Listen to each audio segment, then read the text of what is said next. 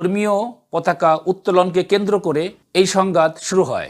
মামলায় অভিযুক্ত রয়েছে জাতীয় পতাকার স্থানে ইসকনের গেরুয়া রঙের পতাকা উত্তোলন করা হয়, যা সাধারণ নাগরিকের মধ্যে ক্ষোভের সৃষ্টি হয়। এর আগে ইসকন পূর্বর্তক ধাম ফেসবুক পেজে চিন্ময় দাস একটি ভিডিও বার্তা জানান, এই মামলা সনাতনীদের শান্তিপূর্ণ আন্দোলনকে ভিন্ন খাতে প্রবাহিত করার অপচেষ্টা।